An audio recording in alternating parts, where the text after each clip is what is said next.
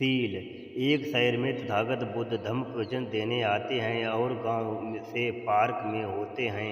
गांव के सभी लोग रोज इनका प्रवचन सुनने आते हैं। एक दिन उस गांव का राजा और उस गांव का साहूकार बुद्ध के उपदेश सुनने रोड पर जाते हुए। फिर उन्होंने सड़क पर एक माली देखा और उस हार की टोकरी में केवल एक कमल का फूल बचा था। राजा और साहूकार के मन में विचार आया कि हम इस फूल को खरीद कर बुद्ध को दे दें। वे दोनों उस घोंसले में जाते हैं।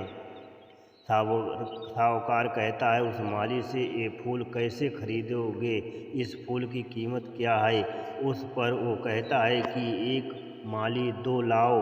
वो इस पर बोलता है, मैं तुम्हें 4 लाऊंगा। ये फूल तुम मुझे दे दो। राजा बोले, माली दादा 8 दूंगा। ये फूल आपको दे दो, मैं इस पर ध्यान से बोलूँगा। मैं तुम्हें 1 रुपया दूंगा, तुम्हें ये फूल दो। राजा तुरंत माला से बोले, 2 रुपये दूंगा, पर ये फूल दे दो।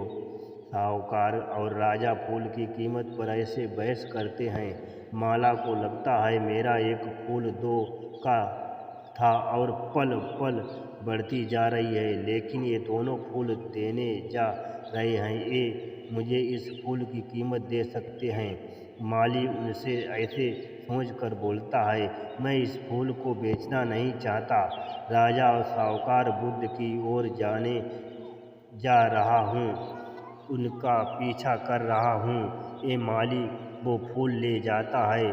बस थोड़ा सा पार्क में, जहाँ बुद्ध समय बीतने के बाद जहाँ वे हैं वहीं पहुँच जाते हैं। राजा पहले जाता है, नमो बुद्धाय करें और बगल में बैठ जाएं तो साहूकार भी जाकर बुद्ध को प्रणाम करके बैठ जाए।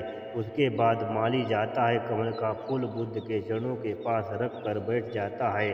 तब बुद्ध सबको उपदेश देते हैं।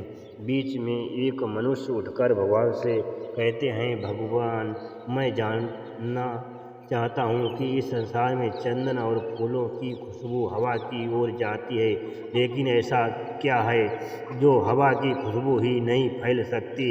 इतना तो हवा की ओर, हवा के खिलाफ, लेकिन सही दिशा की ओर। बुद्ध कहा जाता है, संसार में चंदन और फूल की खुशबू पवन की ओर बहती है, लेकिन मनुष्य की चट्टान की खुशबू पवन की ओर बहती है। हवा की विपरीत दिशा और दाईं ओर बहती है। इसलिए आपको शीलवान बनकर पंचशील का पालन करना चाहिए। ये सब उपदेश माली को धन से मोह जाता है। सुनकर माली को मोह जाता है, ये गिर जाता है और हमें लगता है कि हमें शांत होना चाहिए। जय भीम, नमो बुद्धाय, जय भारत।